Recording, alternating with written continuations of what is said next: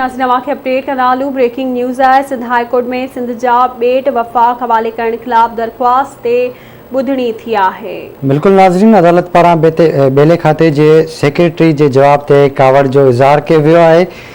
Chief justice remarks ॾिना आहिनि त डिंगी भंडार ऐं ॿियनि बेटनि जी ज़मीन कंहिंजी आहे। बेले खाते जे सेक्रेटरी मौक़िफ़ इख्तियार किया है तो बेटन जी ज़मीन पोर्ट कासिम खे ॾिनी आहे। ज़मीन सूबे जी मिल्कियत हुअणु घुरिजे। हाँ, बेले खाते पारां जे सेक्रेटरी पारां जवाब दाख़िल करायो वियो आहे। आगाह कयूं पिया, सिंध हाई कोर्ट में सिंध जा बेट वफ़ाक़ हवाले करण खिलाफ़ दरख्वास्त ते ॿुधणी थी।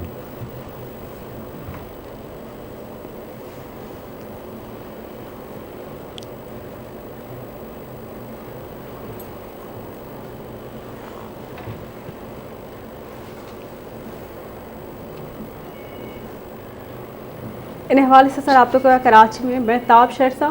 जी महताब, अपडेट कजो।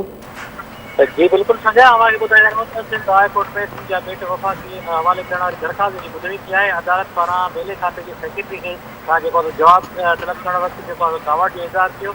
डिंगी ऐं भंडार ऐं ॿियनि बेटनि जी ज़मीन जेकी आहे उहा जेकी आहे कंहिंजी आहे। जस्टिस पारां हिकु सुवाल पुछियो वियो। बेटनि जी ज़मीन जेकी आहे पोर्ट कासिम जे हवाले सां ॿुधायो। जेको सेक्रेटरी आहे बेले खाते जो उन ॿुधायो आहे त हीअ जेकी ज़मीन आहे उहा असां कासिम पोर्ट जी आहे। ऐं चीफ सेक्रेटरी तरफ़ां हिकिड़ो सुवाल पुछियो वियो त ज़मीन जेकॾहिं सूबे जी मिल्कियत हुजणु घुरिजे त तव्हां हुनखे तव्हां ॿिए हवाले तव्हां छो कई आहे। पर हुन ॿुधाईंदो आहे त चीफ सेक्रेटरी तरफ़ां जेको आहे हुनखे घुराइण जो हुकुम जारी करे छॾियो आहे। ऐं चीफ जस्टिस तरफ़ां इहो सुवाल रखियो वियो आहे त जेको बि तव्हांखे फ़ैसिलो आहे घुमाए फिराए न कयो ऐं असांखे हिन महिल लिखी ॾियो त हीअ ज़मीन कंहिंजी आहे, कंहिंजे हवाले थियणु खपे। जी वॾी महिरबानी जी अपडेट करण लाइ।